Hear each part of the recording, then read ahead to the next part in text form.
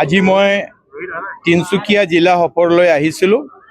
ৰাতিপুৱা মই ডুমডুমা মিউনিচিপালিটি ডুমডুমা পৌৰসভাত তেওঁলোকৰ কামৰ অগ্ৰগতি আৰু পৌৰসভালৈ পৰ্যালোচনা সভা কৰিছিলোঁ আৰু পিছবেলা তিনচুকীয়াৰ আমাৰ PPC, আমাৰ সমবায় সমিতি, আমাৰ সুলভ মূল্যৰ দোকান ইত্যাদি আমি কামৰ নিৰীক্ষণ কৰিছোঁ আৰু আমাৰ ইয়াতে তিনিখন বিভাগ, আমাৰ দহুৱা, নগৰ উন্নয়ন বিভাগ, আমাৰ ফুড এণ্ড চিভিল ছাপ্লাই আৰু লগে কপাৰেশ্যন ডিপাৰ্টমেণ্টৰ কাম কাজৰ আমি আজি ইয়াতে বুজ লৈছোঁ আৰু ইয়াতে গোটেই দিনৰ পিছত আজি এই সন্ধিয়াত আমাৰ তিনচুকীয়া পৌৰসভা যি উদ্যোগ লৈছে আনটাইড ফাণ্ডৰ পৰা তেওঁলোকে ইয়াতে লাইট লগোৱাৰ যি ব্যৱস্থা গ্ৰহণ কৰিছে এইটো আমি আনুষ্ঠানিকভাৱে আজি ইয়াতে উদ্বোধন কৰিলোঁ আৰু 1,30,00,000 টকা দি তেওঁলোকে ইয়াতে ডেকৰেটিভ লাইট আৰু নতুন লাইট লগোৱাৰ তেওঁলোকে ব্যৱস্থা গ্ৰহণ কৰিছে যাতে আমি চহৰখনক পোহৰ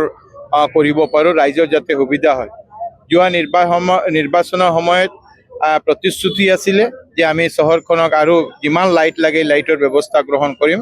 সেইকাৰণে মই পৌৰসভা আজি এই কামৰ কাৰণে মই ধন্যবাদ জ্ঞাপন কৰিম। তেওঁলোকে এনে এটা ভাল উদ্যোগ, ভাল কাম কৰিছে আৰু লগে লগে আমাৰ চৰকাৰৰ ফালৰ পৰা আমাৰ GOCL ফালৰ পৰা দহুৱাৰ ফালৰ পৰা আমি আৰু 4,90,00,000 টকাৰ কাম ইয়াতে চলি আছে। যাতে আৰু লাইট আমি প্ৰায় 350 লাইট লগোৱাৰ আমাৰ এটা পৰিকল্পনালৈ কাম চলি আছে। অহা 1 মাহৰ ভিতৰতে কাম সম্পূৰ্ণ হ'ব। লগে লগে আজি আমি যেতিয়া পৰ্যালোচনা সভা কৰিছোঁ বিধায়ক শ্ৰী পুলক গোহাঁই ডাঙৰীয়া ইয়াৰ কেইখন সমস্যাৰ কথা, টাউন কেনেকৈ আমি আৰু সৌন্দৰ্য কৰিব পাৰোঁ, সৌন্দৰ্য বৃদ্ধি কৰিব পাৰোঁ, টাউনৰ যে ড্ৰেইনৰ সমস্যা এইবিলাক কথা তেওঁ উত্থাপন কৰিছে। আমি অহা দিনত এই তিনচুকীয়া চহৰখনক যাতে সৌন্দৰ্যকৰণ কৰিব পাৰোঁ, সমস্যাবিলাক সমাধান কৰিব পাৰোঁ, সেই দিশেৰে কাম কৰাৰ আমি চিন্তা লৈ আগবাঢ়ি আগন্তুক 5 বছৰৰ যিটো কাৰ্যকালত মানে তিনচুকীয়াবাসীয়ে এটা নতুন তিনচুকীয়া দেখিবলৈ সক্ষম হ'বনে?